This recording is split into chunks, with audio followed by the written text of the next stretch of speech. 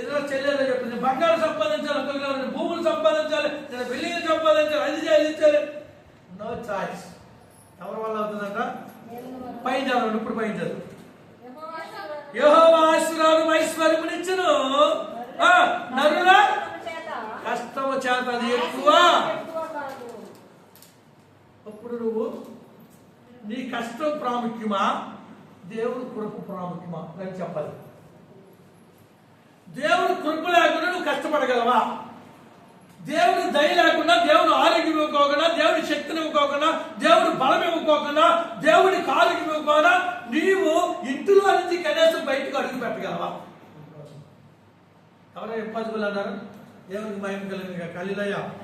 Yes, impossible మాట. అది జరగని పని. మనము ఈ అడుగు తీసి అడుగేయాలంటే, పక్కకి జరగాలంటే, మాట్లాడాలంటే, చెల్లించాలంటే దేవుని యొక్క కృప కావాలి. ఇప్పుడు మనము, మన కుటుంబము, మన భర్త, మన బిడ్డలు ఆరోగ్యంగా ఉన్నారు కాబట్టి భార్య భర్తలు కష్టపడి తెచ్చి పిల్లలు చదివించి ఒక స్థాయిలో తీసుకొస్తున్నారు. అదే కనుక దేవుడు చూడండి, మీకు అర్థం కాదు. ఏదైనా ఒక వ్యక్తికి పెరాలసిస్ వచ్చేసింది అనుకోండి. ఏంటంట? పెరాలసిస్. కొంత చాలా డబ్బు ఉంది, పెరాలసిస్ వచ్చింది. హాస్పిటల్ తీసుకెళ్లారు. దేని మీద తీసుకెళ్తారు? ఈ వ్యక్తి ఏమన్నా నడిచెళ్ళగలరా? నలుగురు మోసుకొచ్చారు ఒక ఆయన్ని. బైబిల్లో ఉన్నటువంటి మాట చేత బయట ఎందుకు లేదు. నలుగురు మోసుకొచ్చి యేసుప్రభు ఎలా సువార్త చెప్తుంటే పైన ఆయా పెంకులు తీసి కింద దించారు. యేసుప్రభు ఏమన్నాడు? రైట్, యేసునామములో స్వస్థత పోరా అన్నాడు. అప్పుడు వెంటనే దిగ్గిలేసాడు, ఆ పొరుపాకు వదిలేసి వెళ్ళిపోయాడు. దేవుడు లేకపోతే, దేవుడి కనికరం లేకపోతే, దేవుడి యొక్క కృప లేకపోతే ఆ వ్యక్తి, పక్షవాతం కలిగినటువంటి వ్యక్తి అడుగు తీసి అడిగేటటువంటి పరిస్థితి. మరి ఎక్కడ ఆశ్చర్యం వస్తుంది? ఈరోజు అన్ని అవయవాలు మనకు బాగున్నాయంటే, పని చేసుకునే శక్తిని, సామర్థ్యాన్ని ఇచ్చాడంటే అది దేవుడి యొక్క చెప్పాలి కృపే. అందుకనే అర్థమవుతుంది, యెహోవా ఆశీర్వాదం ఐశ్వర్యం ఇస్తుంది. నువ్వు కష్టపడి పని చేస్తున్నాను, నేను అమ్మో నా జాబ్ చేస్తున్నాను, లేకపోతే నేను ఆ పని చేస్తున్నాను, నేను ఈ పని చేస్తున్నాను, నేను అలాగున్నాను, నేను ఇలాగున్నాను, నేను అది చేస్తున్నాను, నా తెలివితేటలు, నా జ్ఞానము, నా ఆలోచన. ఒక విషయం చెప్పమంటారా? నీ జ్ఞానము దేవుని యొక్క అర్థం ముడుకు గుడుతో సమానం. మనం అన్నం వచ్చిన తర్వాత వచ్చేసి అర్థమవుతుంది. ఇప్పుడు వంచేవాళ్ళు లేరులే, అప్పుడు వంచేవారు, గింజ వచ్చేవారు. ఇప్పుడు గింజ వచ్చేవాళ్ళు లేరు, అందులోనే మొత్తం అంతా ఇంకిపోతుంది. అంతా కుక్కర్లు వచ్చేసినాయి కదా, ఎలక్ట్రానిక్ కుక్కర్లు. లేకపోతే ఆ కూర దగ్గర దించాలి కదా, చచ్చి దించాలి కదా, దించేటప్పుడు గుడ్డ పెట్టుకోవాలి, చేతులు కలుతాయి. ఆ గుడ్డ ఎలా దించిన తర్వాత పక్కన మానేస్తామో అటువంటి బ్రతుకు మనం. అందుకనే నువ్వు జ్ఞానిని కదా అని నువ్వు అనుకోవద్దు. ఎవరమంట? మన జ్ఞానం, మన తెలివితేటలకు నువ్వు అనుకోవద్దు. దేవుని యొక్క కృప ఉంటేనమ్మా, దేవుని యొక్క కృప ఉంటే నువ్వు పని చేసుకోగలుగుతున్నావు. దేవుని యొక్క కృప ఉంటే నీ బిడ్డలు చూడగలుగుతున్నావు. కనీసం ఉదయం లేసి టీ తాగాలన్నా అదే కోడలు తెచ్చింటియో, కొడుకు తెచ్చింటియో, భర్త తెచ్చింటియో, మనవరాలు తెచ్చింటియో, కనీసం నీ నోటి కాడికి వెళ్ళి తాగాలన్నా దేవుని కృప ఉండాలి. అర్థం ఈ విషయం తెలిసి అది ఉదయం నువ్వు లేగాలన్నా దేవుడు కృప ఉండాలి. రాత్రి తెచ్చుకున్న చాలా మంది ఉన్నారు, లేరమ్మా ఉన్నారు. నేను కోకల మందిని చూస్తాను. నేను రాజు పాస్టర్ గారు ఫోన్ చేస్తారు. ఏంటమ్మా అన్నాను. అన్న రాత్రి మామూలుగానే భోజనం చేసింది, మామూలుగానే తింది, మామూలుగానే మాట్లాడింది, మనవరాలతో మాట్లాడింది, చక్కగా పడుకుందన్నా. పొద్దున్న లేచినప్పటికి లేపుతుంటే లగట్లేదన్నా, లేపుతుంటే ఒక క్షణము ఆయుష్ మనకి పొందుకోవాలంటే దేవుడు కృప ఉండాలి. చెప్పమంటారు, ఈరోజు రోడ్డు మీదకి వెళ్తున్నాం, మరలా తిరిగి వచ్చేంత వరకు గ్యారెంటీ. ఎంత పరిస్థితులు అంటే ఈరోజు మన క్షేమం కానీ ఆరోగ్యం కానీ పట్టెడు అన్నం తీసుకుని తిని అర్థమైందండి. భర్తను చూసుకుని, భార్యను చూసుకుని, బిడ్డను చూసుకుని అతను సంతోషించే కృపను కలిగి ఉన్నమాట. అది కేవలం దేవుని యొక్క కృప మాత్రమే, కానీ నీ తెలివితేటలో కాదు, నీ జ్ఞానము కాదు, నీ ఆలోచన కాదు, నీ బలము కాదు, అర్థమైంది, నీ శక్తి కాదు, నీ సామర్థ్యము కాదు. అర్థమవుతుందండి. ఇప్పుడు ఆశీర్వాదము, దేవుని యెహోవా ఆశీర్వాదం ఐశ్వర్యం ఇచ్చును. అది ఎవరికి? ఎవరికి? దేవుని కృప పొందుకున్న వారికి మాత్రం. దేవునికి మహిమ కలుగును గాక. హల్లెలూయా. దేవుని నీ పట్ల మళ్ళీ మీరు చాలా డౌట్లు వస్తాయి అన్న, మనం ప్రార్థనకి వెళ్ళే వాళ్ళం కాబట్టి దేవుని కృప మన మీదే ఉంది. ఇప్పుడు వాళ్ళు ఏంటన్నా అలాగే వెళ్ళిపోతున్నారు, అంచులా మనం ఇలాగే ఉన్నాం, దేవుని కృపను కలిగి వాళ్ళు మాత్రం అంటారు. దుష్టుల క్షేమం చూసి నువ్వు ఏం చేయదంట? ఎదిగి ఎదిగి ఎక్కడి దాకా ఎదుగుతారు? ఈ భూలోకంలో ఎదిగి ఎదిగి ఎదిగి ఆగిపోతావు. ఎక్కడికి వెళ్ళవు? ఇంకా అంతుపురానికి వెళ్ళవు. నువ్వు ఎదగకపోయినా నచ్చినప్పుడు అంతుపురానికి వెళ్తావు. ఏది గొప్పది? అర్థమవుతుంది. ఆయన ఏమని ఇక్కడ ఎదుగుతాడు, ఇక్కడ మీసలు తిప్పుతాడు, అర్థం నడపలో ఉంటాడు. భగవంతుడు అదే చేశాడు కదా. లాజరు ఏం చేశాడు? కురుకులతో ఉన్నాడు, కీలమైన బతుకాడు. ఆ పూటగా పూట రొట్టుముక్కలు తిన్నాడు. ఎక్కడున్నాడు? అబ్రహాము ఆడుకున్నాడు. అప్పుడు ఈయనేమన్నాడు? ఎదిగినట్టు దుష్టుని క్షేమం చూసుకుని మచ్చరపడదు, ఎదగని. మీకు ఒక్క విషయం చెప్పండి,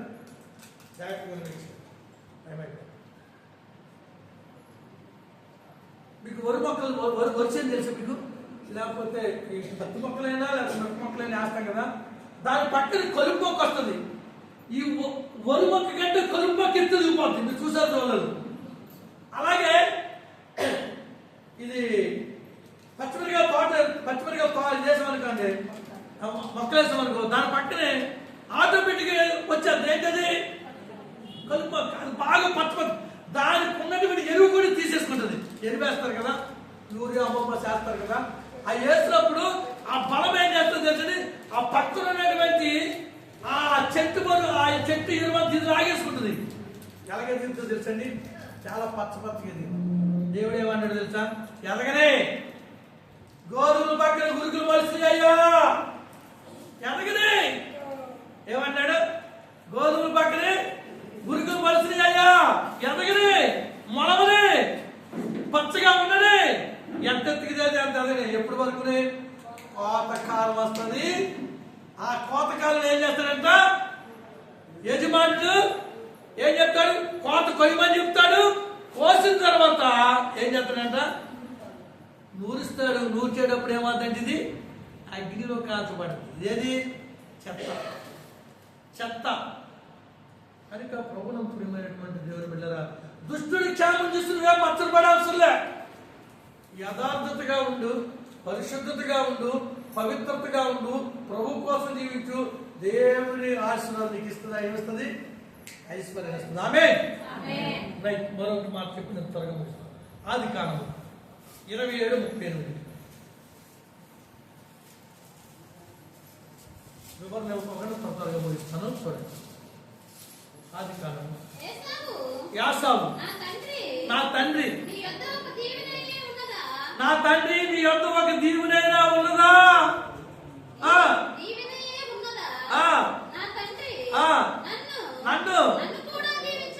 నన్ను కూడా దీవించయ్యా.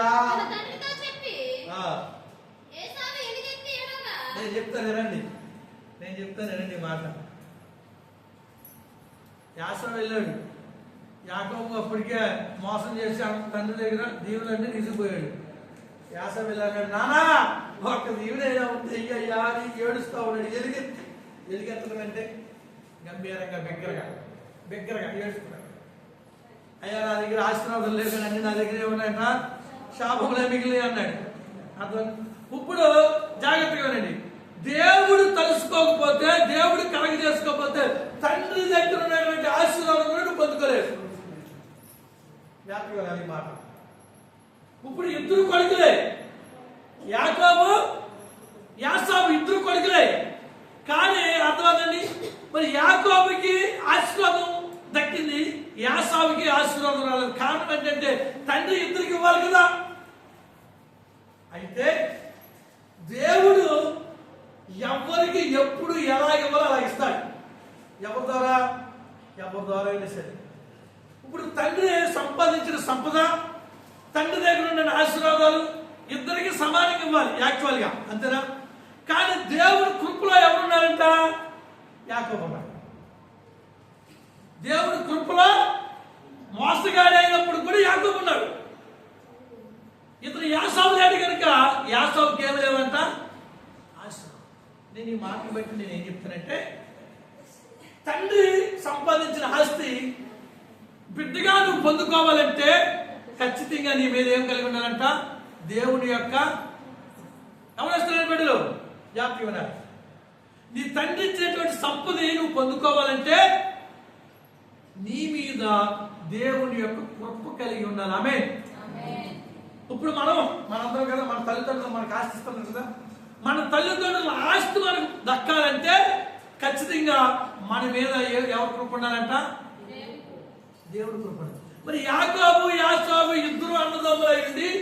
ఒక ఆయనేమో ఆశీర్వాదం పొందుకున్నాడు, ఒక ఆయనకేమో ఆశీర్వాదం లేవు. ఎలుగెత్తి ఏడుస్తున్నాడు, నాన్న నాకు కూడా ఆశీర్వాదం ఇవ్వండి. కానీ అదే ఆయన ఏమన్నాడు? ఆశీర్వాదం నా దగ్గర లేవురా బాబు అని ఆయన అంటున్నాడు, తండ్రి అంటున్నాడు. ఇప్పుడు యాకోబు ఆశీర్వాదం పొందుకున్నాడు, యాసావుకి ఏం లేదు, ఆశీర్వాదం లేదు. అయితే యాకోబు దేవుడు కృప పొందుకున్నాడు కాబట్టి ఆశీర్వదించబడ్డాడు. యాసావు దగ్గర తండ్రి దగ్గర ఆశీర్వాదం పొందుకోవడానికి కృప లేదు కనుక ఏం లేదంట, ఆశీర్వాదం రాదు. జాగ్రత్తగా ఉండాలి. ఇప్పుడు ఈ వాక్యంలోకి వస్తే మన తండ్రి ఆస్తి లేకపోతే మన పితరుల ఆస్తి, మన పెద్దోళ్ళ ఆస్తి మనకు రావాలంటే, మనం అనుభవించాలంటే ఖచ్చితంగా నీ మీద ఏం కావాలంట? దేవుని యొక్క కృప కావాలి. కృప లేకపోతే ఈ కృప ఎలా వస్తుంది అంటారేమో, తల్లిదండ్రులు చేసినటువంటి దోషము తన బిడ్డల పైకి ఎన్ని తరాలంట? 3-4 తరాల వరకు ఏం చేస్తుందంట? వ్యాపించుంటాడు. అన్నా నేనేమి చేయలేదు, నేను పరిశుద్ధుడిని, నేను చాలా పవిత్రుడు అంటే, ఇప్పుడు నువ్వు పరిశుద్ధుడు, ఇప్పుడు నువ్వు పవిత్రుడు. నీ తాత ముత్తాలను ఏం చేస్తారు? వాళ్ళ శాపం నీ మీద ఏం చేస్తుందంట? ఏలుబడి చేస్తుంది. అది గమనించాలి. ఇప్పుడు నువ్వు పరిశుద్ధుడు ఉన్నావనుకో, నువ్వు పవిత్రంగా ఉన్నావనుకో, నీ మనవరాళ్ళు అందరూ కూడా ఏం చేస్తారు? దీవించబడతారు. ఆమేన్. నీ సంతతంతా దీవించబడతారు. నీ పితరులు చేసినట్టు ఈ రోజు మనం శాపం అనిపిస్తున్నామంటే, ఈ రోజు మనం పాపం అనిపిస్తున్నామంటే, ఈ రోజు క్షోభం అనిపిస్తున్నామంటే కారణం ఏంటి తెలుసా? మన పితరులు చేసినటువంటి పాప శాపం అంతా కూడా ఆ ఏలుబడి మన మీద చేస్తాం. అర్థమవుతండి? ఈరోజు మనం పరిశుద్ధమే, ఈరోజు మనం పవిత్రమే, మనం ప్రభువుని ఎరిగాం. కానీ అర్థమవుతండి, తల్లిదండ్రులు చేసినటువంటి దోషము తన బిడ్డల పైన 3-4 తరముల వరకు ఏంటంట ఏం చేస్తుందంట? ఏలుబడి చేస్తుందంట. మనమేమనుకున్నా, నేను పరిశుద్ధులన్నా నాకు ఆశీర్వాదం రావట్లేదు, నాకు దీవెన రావట్లేదు. ఆశీర్వాదం అంటే మన పితరులు ఏం చేశారు? దేవునికి ఏం చేశారు? దేవుని నమ్మారా? దేవునికి దూరస్తులై ఉన్నారు. ఒకప్పుడు ఇష్టానుసారమైన జీవితం, ఇష్టానుసారమైన బ్రతుకు. మన తల్లిదండ్రులు ఏ పద్ధతిలో ఉన్నారు? అసలు వారు ఆ శాపం మన మీద వెలువడుతూ చేస్తుంది. ఇప్పుడు మనం పరిశుద్ధులుగా ఉన్నాం, మన యొక్క దీవెన మన బిడ్డలపైకి వస్తామట. శాపం రాదు, మన నుంచి ఏమి రాదు. ఇంకా శాపం రాదు. మనం ఎలా ఉన్నాం? ఇప్పుడు పరిశుద్ధులుగా ఉన్నాం, దేవుని బిడ్డలుగా మార్చబడ్డాం, దేవుని పవిత్రులుగా మార్చాం, దేవునికి ఇష్టమైన బిడ్డలుగా మార్చబడ్డావు. నువ్వు దేవుని ఆశీర్వాదం పొందుకున్నావు, దేవుని కృపను పొందుకుంటున్నావు కనుక ఇక నుంచి నీ తరం ఏం చేస్తుందంట? నీ తరం వెంబడి నువ్వు పరిశుద్ధులుగా మార్చబడ్డావు కనుక నీ తరం వెంబడి ఏమవుతుందంట? ఆశీర్వదించబడుతుంది. ఆమేన్. ఆమేన్. హల్లెలూయా. అందుకనే మన పితరుల ఆస్తి మనం పొందుకోవాలంటే మనం దేవుడు ఏం చేస్తాడంట? ఆయన కృప కావాలి, దేవుడు కృప కావాలి. కృప లేకపోతే రాదు. రైట్. చూడండి, అది తండ్రి ఆశీర్వాదం. 2వ సమూయేలు గ్రంథం 7వ అధ్యాయం 29వ వచనం. 2వ సమూయేలు గ్రంథం 7వ అధ్యాయం 29వ వచనం. మేము నా బిడ్డను వంట చేసుకుని తింటిమి. అయితే నేను దాన్ని చూసి నేటి ఆహారమునకు నీ బిడ్డను ఇమ్మని అడిగితిని. అమ్మ 2 సమూయేలు గ్రంథం 7వ అధ్యాయము, ఈ 2 సమూయేలు గ్రంథం వినండి 2 సమూయేలు గ్రంథం 7వ అధ్యాయము 29వ వచనం. 2 సమూయేలు గ్రంథం 7వ అధ్యాయం 29వ వచనం. దయచేసి నీ దాసుడైన నా కుటుంబమును నిత్యము నీ సన్నిధిని ఉండునట్లుగా చాలు. ఆశీర్వాదం ఎక్కడుంది ఆ మాటలో? గృహం ఆస్వాదించబడాలంటే నీ కుటుంబం ఆస్వాదించబడాలంటే ఇక్కడ దావీదు చెప్తున్నాడు. ఇక్కడ దావీదు భక్తుడు చెప్తున్నాడు, నీ కుటుంబం ఆస్వాదించబడాలంటే, నీ బిడ్డలు ఆస్వాదించబడాలంటే అన్నాడు. అక్కడ యెహోవా దేవుడు ఆశీర్వాదం ఐశ్వర్యాన్ని ఇస్తుంది అన్నాడా? అలాగే ఏమన్నాడు? సర్వశక్తి గల దేవుడు నిన్ను ఆశీర్వదిస్తున్నాడు. ఆ ఆశీర్వాదాలన్నీ కూడా నీకు రావాలంటే, నీకు కలగాలంటే, నీ కుటుంబం మీద ఉండాలంటే, ఆ దీవెన ఆ ఆశీర్వాదం ఉండాలంటే ఇక్కడ దావీదు భక్తుడు ఏమన్నాడంటే, నా గృహం ఆశీర్వదించబడాలంటే, నా గృహంలో ఉన్నటువంటి బిడ్డలు నా సంతతంతో ఆశీర్వదించబడాలంటే నేను ఎక్కడ ఉండాలి?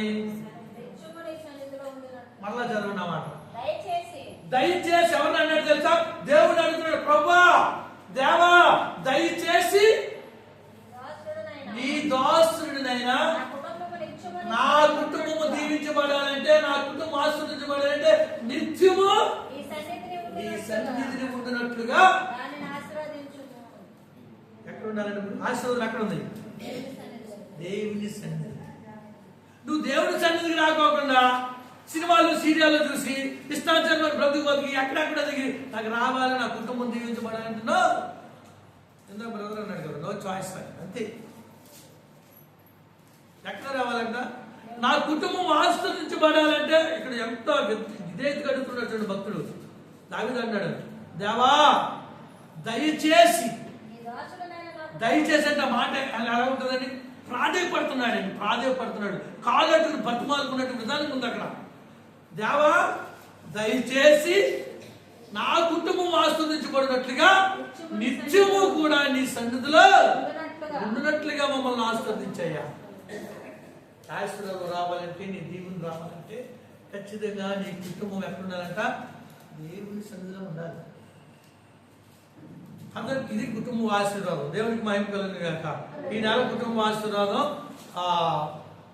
ప్రార్థన మల్లేశాల గృహంలో. దేవునికి మహిమ కలుగును గాక. హల్లెలూయా. ఇప్పుడు కుటుంబ ఆశీర్వాదం రావాలంటే కుటుంబం ఎక్కడ ఉండాలి? చదవండి ఆ మాట, మర్చిపోవద్దు. దయచేసి దేవా దయచేసి నీ దాసుడైన నా కుటుంబము, నా గృహము నిత్యము నీ సన్నిధి ఉన్నట్లుగా. దేనిని? నా కుటుంబాన్ని. కుటుంబంలో ఎవరు ఉంటారు చెప్పండి? భర్త ఉంటాడా? భార్య ఉంటుందా? పిల్లలు ఉంటారా? మనవరాలు ఉంటారా? కొంచెం పెద్ద సంతతి అయితే ఉంటారా? ఇప్పుడైతే లేదు కానీ ఉమ్మడి కుటుంబంలో అర్థమవుతుందండి. 4 అన్నదమ్ములు ఉన్నా వాళ్ళ పిల్లలు అదో పెద్ద సంతకం ఉండేది. ఇప్పుడైతే కనుక పిల్లవగానే ఏంటంట పేరు పడుతున్నారు. అప్పుడు అలా లేదు. ఇప్పుడు కుటుంబం అంటే గృహం అంటే పిల్లలు ఉంటారు, భర్త ఉంటాడు, భార్య ఉంటారు, ఇంకా కొంచెం సంతతి అయితే మనలు అంటారు. వీళ్ళందరూ ఎక్కడ ఉండాలంట? ఎక్కడుంటే ఆశ్రయించబడతారంట? నీ సన్నిధిని. అక్కడ భక్తుడు అన్నాడు, దేవా దయచేసి నా కుటుంబము, నా గృహము ఆశ్రయింపబడాలంటే నీ సన్నిధి ఉండినట్లుగా నన్ను మళ్ళీ ఒకసారి చదవండి. వెనకాల చదవండి. దయచేసి నీ దాసుడినైనా నా కుటుంబము నిత్యము నీ సన్నిధి ఉండినట్లుగా. దాన్ని దేన్ని ఆస్వాదిస్తాడంటే దేవుడు? కుటుంబాన్ని ఆస్వాదించాడు. నువ్వు దేవుడి సన్నిధిలో ఉండాలి. నువ్వు దేవుడి సన్నిధిలో ఉండుకోవాలి. కుటుంబం ఆశీర్వాదం రావాలంటే వస్తుందా? రాదు. మీకు అర్థం కాదండి.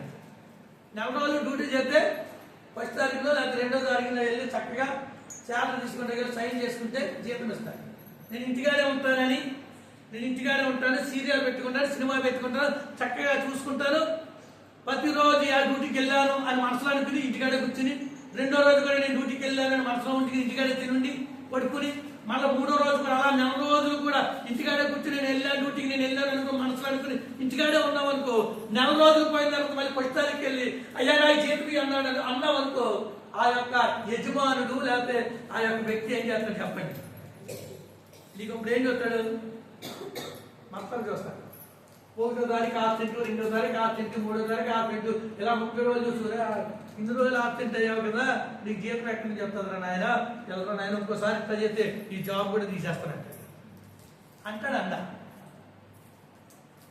ఇప్పుడు దేవుని సన్నిధికి వచ్చి దేవుని సన్నిధిలో నువ్వు గడిపితే నీ కుటుంబం ఆశ్రయించబడదామే.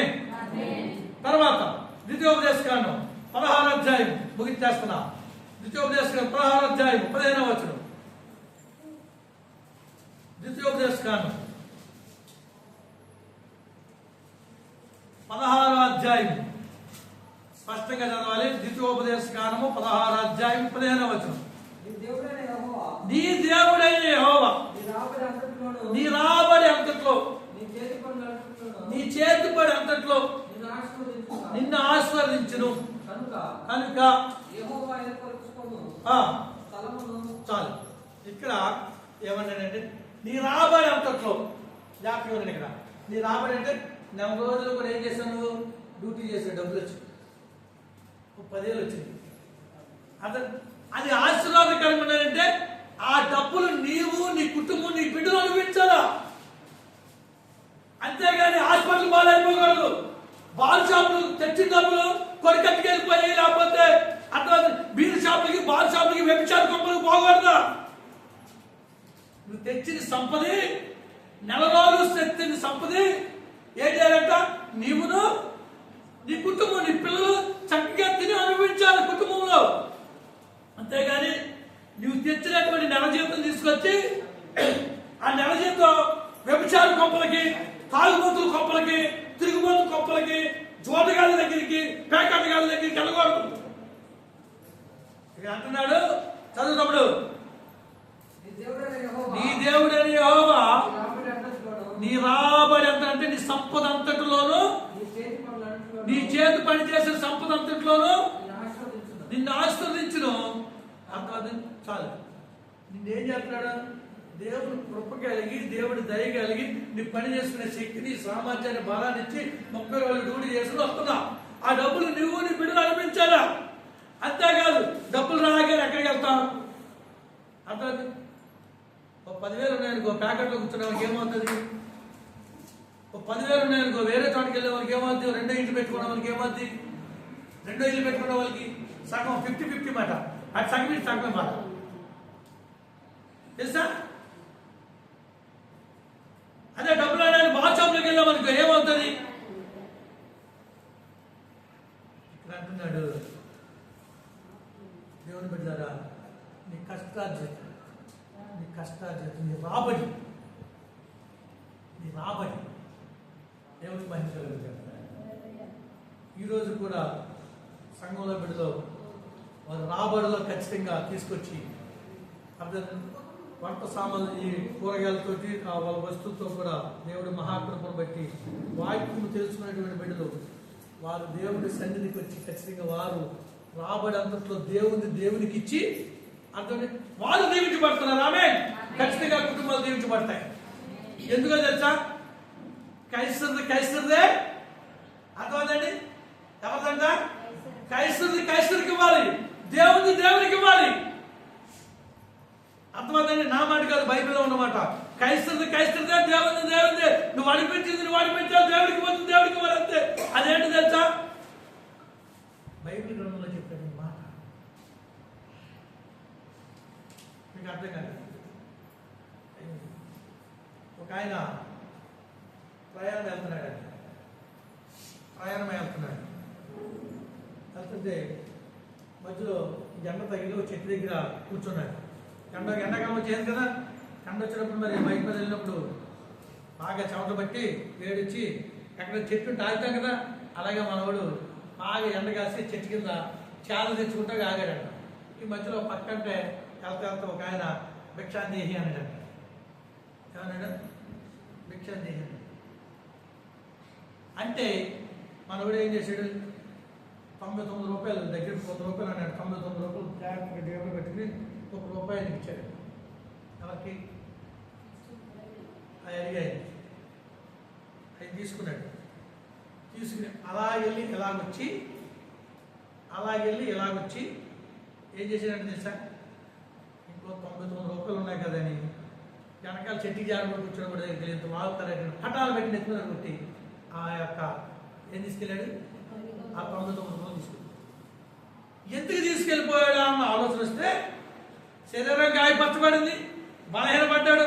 అయితే ఇతనికి ఇక్కడ ఏమన్నాడు, నీ రాబడి అంతట్లో ఏం చేయాలంట, కైసరికి ఇవ్వాలి, దేవునికి ఇవ్వాలి. మాకి గ్రంథం 3వ అధ్యాయము 10వ వచనంలో చెప్తాడు.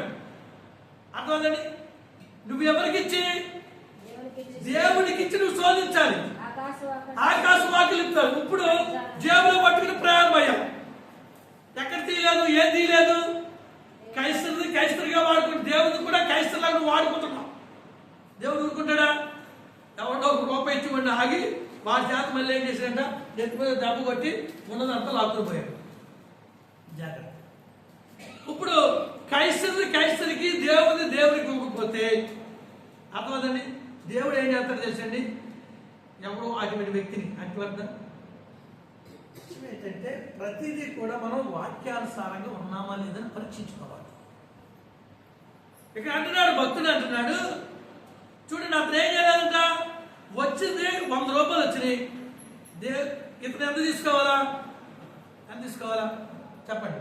100కి ఎంత తీసుకోవాలి? ప్రభు నమ్ముకున్నాడు, రక్షింపడ్డాడు, విక్టరీని బిడ్డ, దేవుడు కృప పొందిన బిడ్డ, ఎంత తీసుకోవాలి చెప్పండి.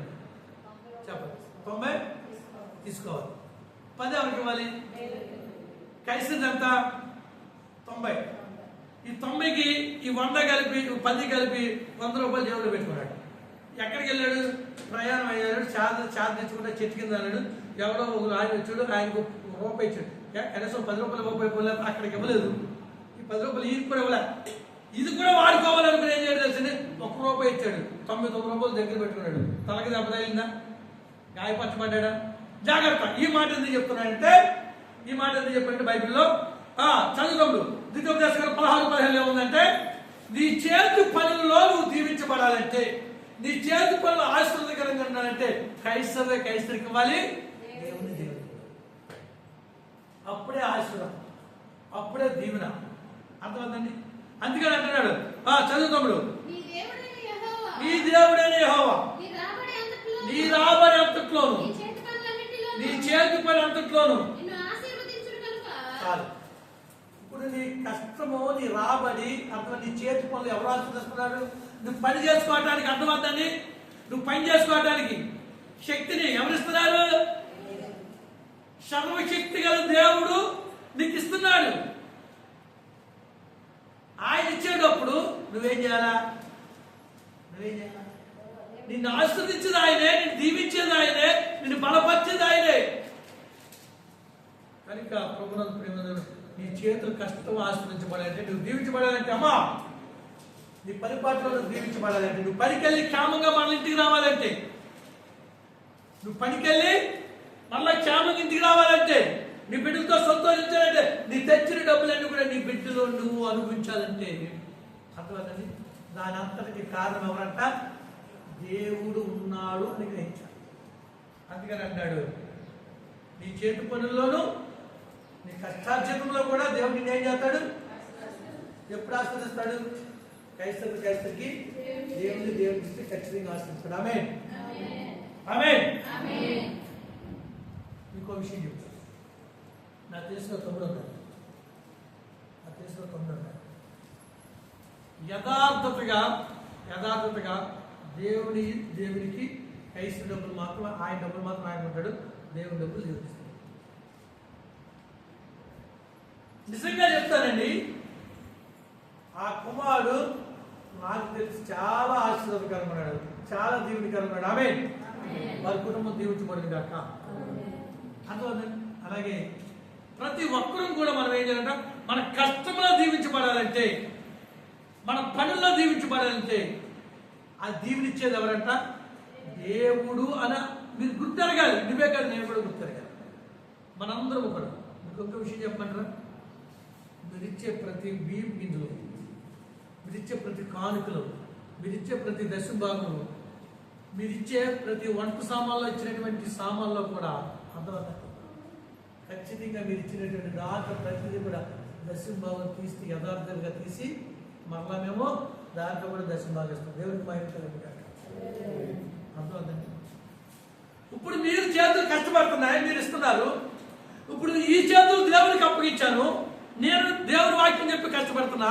ఇప్పుడు మీరు ఇచ్చింది అట్లా నేను ఒక్కనే తినడానికి రైట్స్ లేవు. దాంట్లో మళ్ళీ ఏం చేయాలంట? దాంట్లో ఏం చేయాలి? కైస్తరు తీసుకోవాలి, అది మందని కాసే కూడా మందు పాలు తాగాలి. అలాగే దేవుడు మళ్ళీ దేవుడికి ఇచ్చేయాలి. మళ్ళీ నేను కూడా ఏం చేయాలి? మళ్ళీ ఇవ్వాలి, తీసివ్వాలి. ఖచ్చితంగా ఆ కుటుంబం మాత్రమే దీవించబడి. సేవకుడైనా సరే, సేవకుడి గారు రూల్స్, విశ్వాస గారు రూల్స్ కాదండి. సేవకుడికైనా అదే రూల్స్, విశ్వాసకైనా అదే రూల్స్. రేపు 9వ తారీఖు గణపరంలో సేవకులు పెట్టాడు. ఖచ్చితంగా దశభాగం తీసుకెళ్ళిస్తాడు. ఆయన అంటాడు, అబ్రహ్మణ్ అంటాడు, అన్న నువ్వు దీవించబడుతున్నావు, మీ సంఘాన్ని చెప్పని చాలాసార్లు చెప్పాడు. అందుకనే ఒకసారి మీకు వాక్యం చెప్పాను అంతే. రైట్, ఇక్కడ ఆశీర్వాదం గురించి చెప్పుకున్నా కూడా ముందుకు పోదాం. సరే, చివరిగా నీ చేతి పనులు, నీ కష్టార్జితం ఎవరు ఆశ్రయించబడాలంట? దేవుడి కృప ద్వారానే ఆశ్రయించబడతాం. ఆమేన్. చివరిగా ఒక మాట చెప్పి ముగిస్తాను. కీర్తన గ్రంథం నుంచి 133వ కీర్తన మొదటి వచనం ముగిచ్చేస్తున్నాం.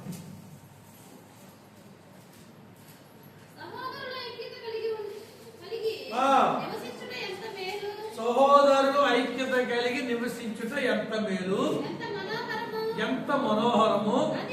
అది తల మీద పోయబడిన ఆహారం గడ్డి మీద కారినటువంటి అంగీల అంచుల వరకు దిగజారిన పరిమళ తైలము ఉండును. ఈ లైన్ అండర్లైన్ చేసుకోండి. పైన అంతటా కూడా ఇంపార్టెంట్. ఈ లైన్ కూడా అండర్లైన్ చేసుకోండి. సియోను కొండల మీద దిగివచ్చు, హెర్మోను మంచు వలె ఉండును. ఆశీర్వాదమును, శాశ్వతమును, జీవమును అచ్చట నుండవలెనని యెహోవా సెలవిచ్చున్నాడు. చాలు, ఈ మాట మీకు వివరిస్తాను. మంచు పడుతుంది, మంచు పడుతుంది. మీరు బయట పెట్టండి. సీట్ చూడండి.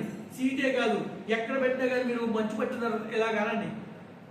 మంచు ఖచ్చితంగా దాని మీద మంచు పడుతుంది అనుకోండి. ఈ ప్రాంతంలో మంచు పట్టింది, ఈ ప్రాంతంలో అట్లదండి.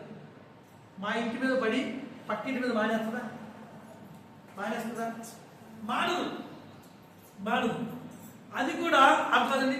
ఈ మంచు ఎలాగైతే కనుక అర్థం అలాగే దిగజారుతాదో, అలా కారుతూ ఉంటుందో, ఆశీర్వాదం కూడా అలా వస్తూ ఉంటుందంట.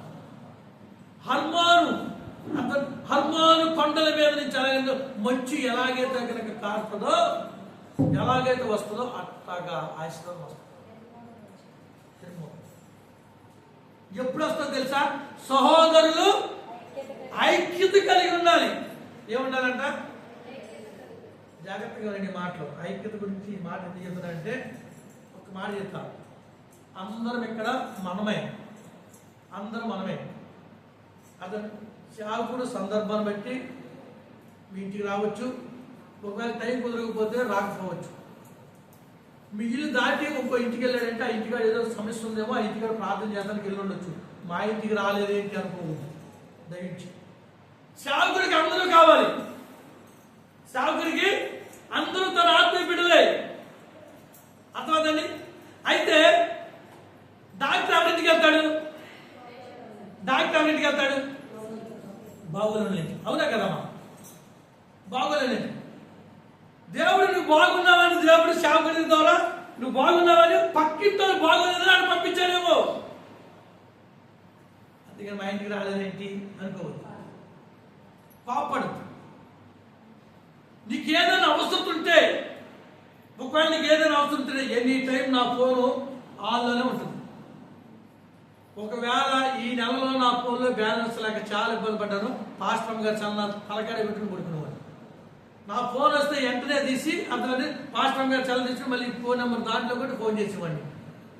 మొత్తం మన సంఘాల్లో ఉన్న ఎవరికైనా సరే ఎవరికి ఫోన్ చేసిన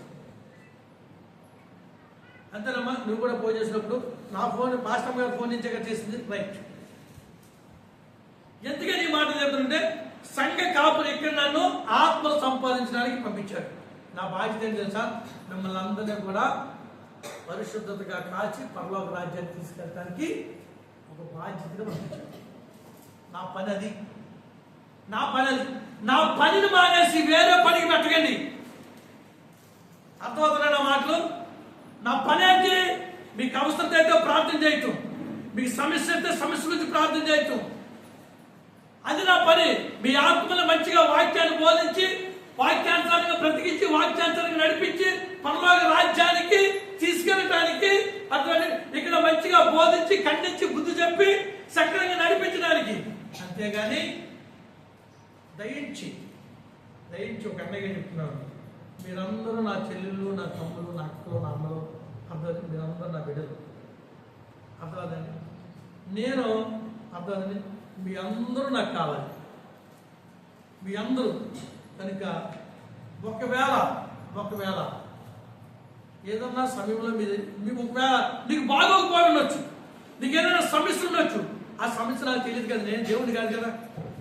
నువ్వు తెలియపరిస్తే, నువ్వు చెప్తే దాని గురించి నేను ప్రార్థన చేస్తాను. ఎలా ఉందమ్మా అని అడుగుతా. ఎక్కడి దాకా రాగలే అక్కడి దాకా నేను వస్తా, మిగిలిన దాకా రాలేదు. చాలా జాగ్రత్తగా రాలి.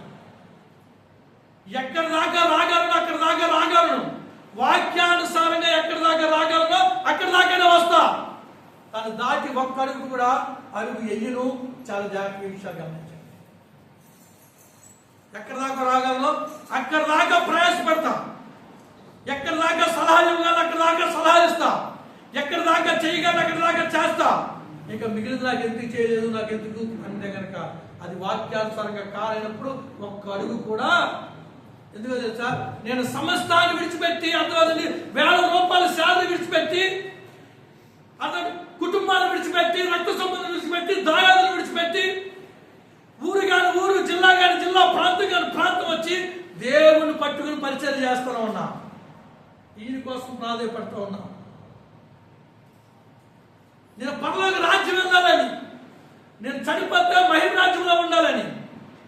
కనుక ఆ బీటు దాటి, ఆ గీత దాటి ఒక్క అడుగు కూడా వేయటానికి వీలు లేదు.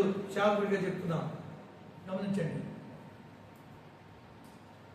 నన్ను సంఘంలో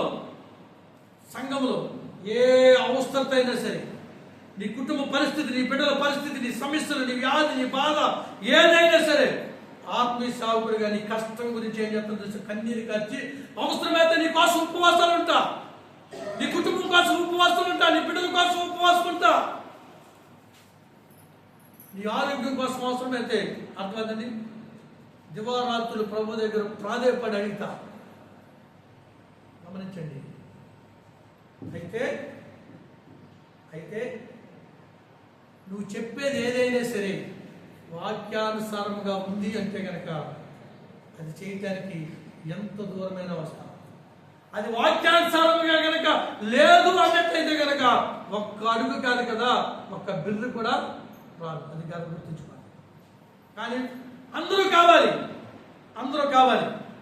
అందరూ దేవుని మందిరంగా ఉండాలి, అందరూ పరిశుద్ధులుగా ఉండాలి, అందరూ ఎత్తబడాలి, అందరూ మహిమ రాజ్యంలో ఉండాలి. అందరూ ఇక్కడ ఏమన్నాడు చదవమ్మా? సహోదరులు ఐక్యత కలిగి ఉండుట ఎంతో మేలు, ఎంతో మనోహరం. గమనించండి, ఒక మాట చెప్తా. ఈ మందిరము అందరికీ సంబంధించినటువంటి మందిరం. ఇందులో మీ పిల్లలు పరిచయం చేయాలి, మీ పిల్లలు వాడబడాలి, మీ పిల్లలు ఆత్మీయంగా ఎదగాలి, మీ పిల్లలు రాబోయే కాలంలో గొప్ప సేవకులుగా, గొప్ప సువార్తలుగా, గొప్ప పరిచారకులుగా ఉండాలి. ఆమేన్. అంతేగాని అర్థమవుతుంది, రొట్టెని విరిచినట్లుగా, రొట్టెని విరిస్తే ఆశీర్వదించబడుతుంది. అర్థమవుతుంది, రాయిని పగలగొడితే అది పనికిరాని విధానంగా పడిపోతుంది. కనుక విడగొట్టే స్వభావం మానేసి కలిసి ఉండే స్వభావంగా అందరము కలిసి ఐక్యత కలిగి ఏమన్నాడు ఇక్కడ? సహోదరుల ఐక్యత కలిగినట్టు ఎంతో మేలు మనోరము. అది అహరోను గడ్డ మీద కాలుతూ తన అంగిని తడిపినటువంటి పరిమళ తైలము. అది వాక్యం. ఇది వాక్యం. నువ్వు రావాలి, నీ బిడ్డలు రావాలి. నువ్వు రావాలి, నీ పక్కోళ్ళు రావాలి. నువ్వు రావాలి, అన్ని జనులు రావాలి. నువ్వు రావాలి, క్రైస్తవులు రావాలి. నువ్వు రావాలి, దూర ప్రాంతంలో రావాలి. నువ్వు రావాలి, ప్రపంచంలో ప్రతి మానవ జాతి యేసుక్రీస్తు ప్రభు మందిరానికి రావాలి. గమనించి దేవుడి సేవకుడికి ఒక అన్నయ్య గారిని చెప్పేది ఏంటంటే, ఈ మందిరము అన్ని జనులకు, ప్రార్థనా మందిరము సమస్తమైన అన్ని జనులకు, దేవుని ఎరగనటువంటి బిడ్డలకి, క్రీస్తు ఎరగనటువంటి బిడ్డలందరికీ క్రీస్తుని పరిచయం చేయడానికి మందిరము ప్రార్థనా మందిరం. అది గమనించి ఒక అన్నయ్యగా ఒక దేవుని సేవకుడికి నేను పిలిచిస్తుంటే మనందరం ఐక్యత కలిగి కొన్ని ఆత్మలైన సంపాదించి బల నమ్మకమైన మంచి దాసురాల అన్న పేరు కోసం మనం ప్రాధాన్యపడాలి. ప్రతి ఒక్కరు కూడా దీంట్లో సభ్యులు. సీతాదేవి కాలంలో ప్రతి వ్యక్తికి దీని మీద అధికారం ఉంది. ప్రతి వ్యక్తికి దీనిలో సభ్యుడు. ప్రతి వ్యక్తి ఆత్మను సంపాదించాలి. ప్రతి వ్యక్తి దీనికోసం ప్రయాసపడాలి. ప్రతి వ్యక్తి కష్టాజీతం ఉంది. ప్రతి వ్యక్తి దీనికోసం ఏం చేయాలంట? కన్నీరు కార్చాలి. ఆయన పరిచర్య ముందుకు సాగించాలి. మనమందరం కలిసి ముందుకి నడిస్తేనే ఈ యొక్క పరిచర్య రాబోయే కాలంలో ముందుకెళ్తుంది, ఆశీర్వాదకరంగా ఉంటుంది, దీవునికరంగా ఉంటుంది. అనేకమైన ఆశీర్వాదములు దావీదు చెప్పినట్లుగా మన కుటుంబాలు కూడా ఆశీర్వదించాలి. అట్టు కృప మనకి, మన కుటుంబానికి దేవుడు అనుగ్రహించుగాక. ఆమేన్. గట్టిగా ఆమేన్. ఆమేన్. ప్రార్థన చేసుకుందాం, కళ్ళు మూసుకుందాం. ప్రేమగల తండ్రి, కృపగా మా ప్రభువు అనుగ్రహిస్తున్నాడు. ప్రతి మాట నేను కట్టిపలం చేయండి.